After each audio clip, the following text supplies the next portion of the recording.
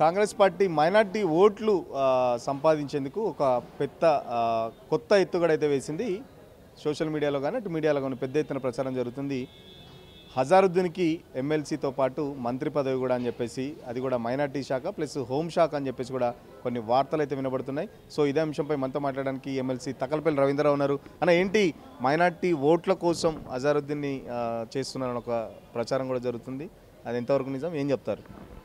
జూబ్లీహిల్స్ ఎన్నిక యొక్క పరిణామాలు ఏంటి అనేది ముఖ్యమంత్రి యొక్క టూర్ షెడ్యూల్ కానీ లేదా అభ్యర్థి మాట్లాడిన తీరు కానీ ఇవాళ అజరుద్దీన్కి మంత్రి అనే పదవి పైన వస్తున్న చర్చ కానీ చాలా స్పష్టంగా అనిపిస్తుంది. ఒక అసహనం అనేది ముఖ్యమంత్రికి వచ్చింది. వారం రోజులండి జూబ్లీహిల్స్ ఎన్నిక. నిన్న పోయి ఆ సినిమా వాళ్ళ వర్కర్స్ మీటింగ్ పెట్టారు. ఇక జీవోలు ఇచ్చేస్తా అవి ఇచ్చేస్తా అని ఎన్నికల నియమావళికి విరుద్ధంగా నిన్న కాన్ఫరెన్స్లో మీటింగ్ పెట్టి ఆ రకంగా హామీలు ఇవ్వడం అనేది, నిన్న అభ్యర్థి ఆ రకంగా మాట్లాడడం, మైనార్టీ ఓట్లు మొత్తంగా కూడా కాంగ్రెస్కు దూరం అవుతున్నారు. ఇంతవరకు దేశంలో ఎక్కడ జరగలే. మన స్వతంత్రం వచ్చే కంచి మన రాష్ట్రంలో కానీ తెలంగాణలో కానీ మైనార్టీ మంత్రి లేకుండా ఎక్కడ కూడా లేరు. అసెంబ్లీలో మైనార్టీ ఎమ్మెల్యే లేరు. మా కౌన్సిల్లో మైనార్టీ ఎమ్మెల్సీ కూడా లేరు. 2 సభలలో లేరు, మంత్రిమండలిలో లేరు. ఈ యొక్క పరిణామాలను గమనిస్తే మెజార్టీ ముస్లిం ఓటర్లు ఉన్న జూబ్లీహిల్స్ నియోజకవర్గంలో కాంగ్రెస్కు దూరం అవుతున్నారు అనేది అర్థమైంది. తర్వాత జనరల్గా కాంగ్రెస్ అక్కడ మైనార్టీ సీట్ ఇవ్వాలి. పోయినసారి అజరుద్దీన్ గారికి ఇచ్చారు.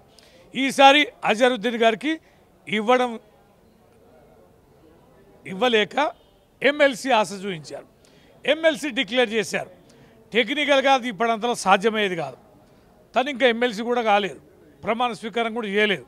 గవర్నర్ గారి దగ్గర పెండింగ్ ఉంది, సుప్రీంకోర్టులో కేసు పెండింగ్ ఉంది. ఆయన ఎమ్మెల్సీనే కాడు, ఆయన ఇంకా మంత్రి ఇవ్వడం అంటే అర్థమైందండి. అంటే ఎన్నికల ఎంతటి ప్రలోభాలకైనా ఎంతటి బెదిరింపులకైనా ఏ స్థాయికైనా ఈ ముఖ్యమంత్రి దిగజారుతాడు, ఈ కాంగ్రెస్ పార్టీ దిగజారుతుంది అనడానికి దీనికి మించిన నిదర్శనం మరొకటి లేదు. ఏ రకంగా సాధ్యమైతే ఏమాత్రం సాధ్యం కానీ 42% బీసీ రిజర్వేషన్ ఏ రకంగానైతే తలకెత్తుకొని, ఏ రకంగానైతే తలంటు పోసుకొని, ఏ రకంగానైతే డ్రామా షోలు చేశారో, ఢిల్లీ పోయినరు, ప్రధానమంత్రిని కలిసినరు, ధర్నాలు చేసినారు, సుప్రీంకోర్టు పోయినరు, మంత్రులే పోయి కూర్చొని తీర్పును మోసుకొని వస్తామని చెప్పని రీతిలో బిల్డప్ ఇచ్చారు. హైకోర్టుకు పోయినరు, మంత్రుల బృందం అంతా ఆడ కూర్చున్నది ఛాంబర్లలో, ఆడ కూర్చొని తెస్తున్నాం జడ్జిమెంట్ అని చెప్పని. ఇవన్నీ డ్రామాలు ఎవరి కోసం, ఎంతకాలం మోసం చేస్తారు? 6 గ్యారెంటీలు 13 హామీలు 100 రోజులు అమలుపరచమని ఏ రకంగా నమ్మబలికి, ఏ రకంగా ఓట్లను రాబట్టుకొని అధికారంలోకి వచ్చారో, 2 సంవత్సరాలు ఏ మాటలు మాట్లాడారో, ఏ ప్రేలాపనలు చేశారో, గత ప్రభుత్వం గురించి మాట్లాడడం, కేసీఆర్ గారి గురించి మాట్లాడడం, నిధులు లేవని చెప్పడం, అప్పుల జోలికి వెళ్ళడం, అప్పులకి వడ్డీలు కట్టలేకపోతున్నాం అనడం, అనేకమైన అభాండాలు గత ప్రభుత్వం గురించి మాట్లాడుతూ కేసుల మీద కమిషన్లు వేస్తూ కాలయాపన చేశారు. ఆఖరికి వచ్చింది ఏంది? మంత్రుల మధ్యన సఖ్యత లేదు, ఎమ్మెల్యేల మధ్యన సఖ్యత లేదు, ఎవరు కూడా పార్టీని అనుసరించే పరిస్థితి లేదు. ఏ అధికారులు కూడా ఈ ముఖ్యమంత్రి ఈ క్యాబినెట్కి చెప్తే వినే పరిస్థితుల్లో లేరు. కాబట్టి అన్ని వర్గాల ప్రజలు దూరమై ప్రభుత్వం నడపడంలో వైఫల్యం చెంది అన్ని వర్గాల ప్రజలకి దూరమైన ఈ ప్రభుత్వానికి వచ్చిన ఒక అగ్ని పరీక్ష ఈ ఎన్నిక గెలవడం కోసం. మీరేమో టెక్నికల్గా సాధ్యం కాదు అంటున్నారు. ఎమ్మెల్సీ ఇప్పటికే గవర్నర్ దగ్గర పెండింగ్ ఉంది, సుప్రీంకోర్టులో ఆల్రెడీ కేసు నడుస్తుంది. మరి ఎల్లుండే ప్రమాణ స్వీకారం అంటున్నారు. మరి రాజ్భవన్లో ప్రమాణ స్వీకారం జరగడానికి గవర్నర్ అనుమతిస్తాడా? ఎట్లా ఉంటుంది లీగల్గా, ఎట్లా ఉంటుంది అసలు? ఇది లీగల్గా ఏ రకమైన ప్రయత్నం అంతే. మరి లీగల్గా అట్లా అంటారు. లీగల్గా బీసీ రిజర్వేషన్ 42% రాష్ట్ర ప్రభుత్వం ఎట్లా చేయగలుగుతుందండి? తెలీదా? ఇంత ప్రాసెస్ జరుగుతుంటే మనం చూడలేదా? చాలామంది నమ్మలేదా?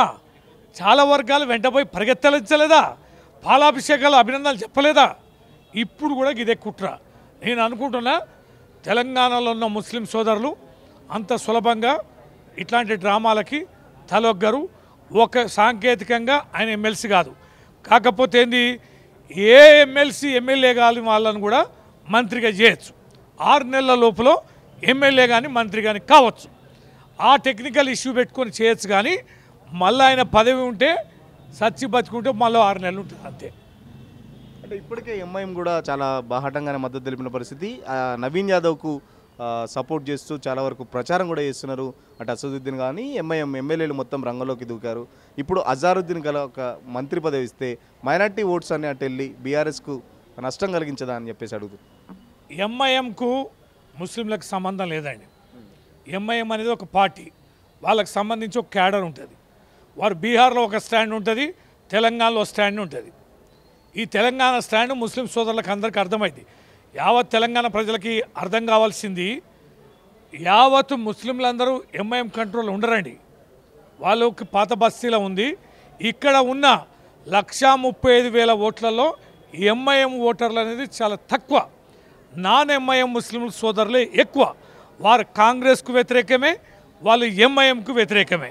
కాబట్టి ఎంఐఎం మద్దతు ఇవ్వడం అనేది మిగతా ముస్లిం సోదరులందరూ కూడా అసహనానికి గురి చేసింది. అందుకనే ఆ ముస్లిం సోదరులందరూ కూడా దూరమై కేసీఆర్ గారికి దగ్గరే. ఖచ్చితంగా బీసీ రిజర్వేషన్ సంబంధించి ఎట్లా మోసం చేశారో, బీసీ రిజర్వేషన్ 42% తీసుకొస్తామని చెప్పేసి బీసీలను ఎట్లా మోసం చేశారో, కేవలం మైనార్టీలను మోసం చేసేందుకే అజారుద్దీన్కి ఒక మంత్రి పదవి అని చెప్పేసి ఎమ్మెల్సీతో పాటు మంత్రి పదవి అని చెప్పేసి చెప్తున్న పరిస్థితి. మరో పక్కన ఇప్పటికే ఎమ్మెల్సీకి సంబంధించి అది కోర్టులో కేసు పెండింగ్లో ఉంది, సుప్రీంకోర్టులో. ఎందుకంటే గతంలో ఇదే ఎమ్మెల్సీకి సంబంధించి కూర సత్యనారాయణ కానీ అప్పుడు దాసో శ్రవణ్ బీఆర్ఎస్కి సంబంధించిన ఎమ్మెల్సీలకు అప్పుడు కేసీఆర్ ఇస్తే దాన్ని గవర్నర్ పెండింగ్లో పెట్టింది. సో అదే 2 స్థానాలను ఇప్పుడు కోదండరామ్కు కానీ ఇటు అజారుద్దీన్ కానీ ఇవ్వడం జరిగింది. సో ఇప్పుడు అది పెండింగ్లో ఉంది. గవర్నర్ దగ్గర కూడా దస్తూరి అది పెండింగ్లో ఉంది కాబట్టి ఆ ఫైల్ కూడా పెట్టలేదు గవర్నర్ సంబంధించి. సో టెక్నికల్గా సాధ్యం కాదు. ఒకవేళ చేయదలుచుకుంటే 6 నెలల లోపు ఎట్లాగో సమయం ఉంటుంది కాబట్టి కేవలం మైనార్టీ ఓట్లను ఆకర్షించేందుకు మాత్రమే రేవంత్ రెడ్డి ఇదొక ఎత్తుగడ అని చెప్పేసి బీఆర్ఎస్ పార్టీ చెప్తున్న పరిస్థితి. ఖచ్చితంగా మైనార్టీ ఓట్ బ్యాంకు ఎట్టి పరిస్థితుల్లో కాంగ్రెస్కి కానీ అటు ఎంఐఎం చెప్పిన విధంగా అటు కాంగ్రెస్కి పోదు. ఖచ్చితంగా బీఆర్ఎస్ వైపే మైనార్టీలు అంతా ఉన్నారు. ఖచ్చితంగా భారీ ఎత్తున మైనార్టీ ఓట్లన్నీ మాకే పడతాయన్న ఆశాభావం వ్యక్తం చేస్తున్న పరిస్థితి. వీడియో జర్నలిస్ట్ సతీష్తో సురేష్, తొలి వెలుగు కోసం. అసలైన తొలి వెలుగు. ఫాలో వాట్సాప్ @తొలి వెలుగు అఫీషియల్.